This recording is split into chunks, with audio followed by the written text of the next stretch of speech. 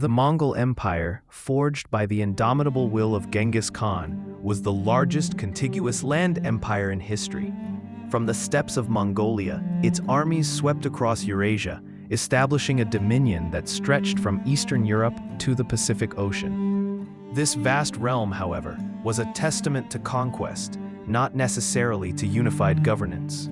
Genghis Khan's vision was of a single, unified Mongol state under his lineage. Yet even before his death in 1227, the seeds of future division were sown. He had already begun to allocate specific territories, or ulus, to his four primary sons, laying the groundwork for distinct regional powers.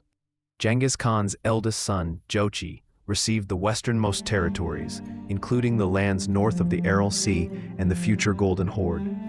Chagatai, the second son, was granted Central Asia, forming the basis of the Chagatai Khanate. Ogedai, the third son and designated successor, inherited the core Mongol lands and the responsibility of the Great Khanate. Tolui, the youngest son, received the Mongol homeland itself, along with the bulk of the Mongol armies.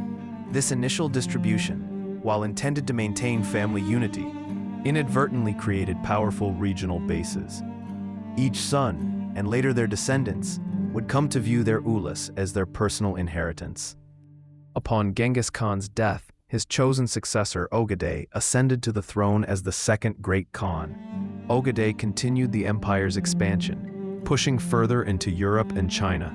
His reign, though successful, was followed by a period of instability after his death in 1241. The succession was contested, leading to a regency under Ogedai's widow, Toragin.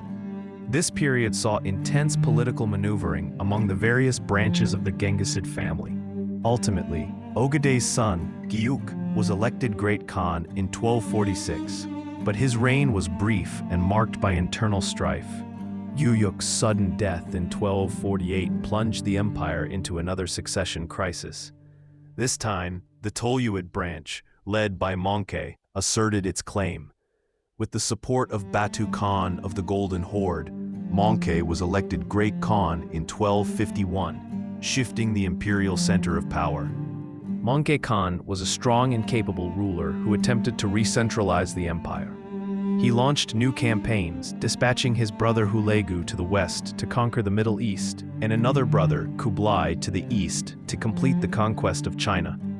These campaigns, while expanding the empire, also further dispersed the Mongol elite. The true fragmentation began after Mongke Khan's death in 1259 during his campaign in China. This event triggered the most significant succession crisis yet, known as the Toluyid Civil War. Two of Mongke's brothers, Kublai and Arik Boke, both laid claim to the title of Great Khan. Kublai, campaigning in China, was proclaimed Khan by his supporters. Arik Boke, based in the Mongol homeland, was elected by the traditional Mongol nobility. This civil war, lasting from 1260 to 1264, was a devastating conflict that pitted brother against brother and effectively shattered the empire's unity. Kublai Khan eventually emerged victorious, but his victory came at a great cost. The other branches of the Genghisid family, particularly the Jochids and Chagataids, refused to fully acknowledge his authority. The unified Mongol Empire effectively dissolved into four distinct, largely independent khanates. The Yuan dynasty, founded by Kublai Khan, controlled China, Mongolia, and parts of Siberia.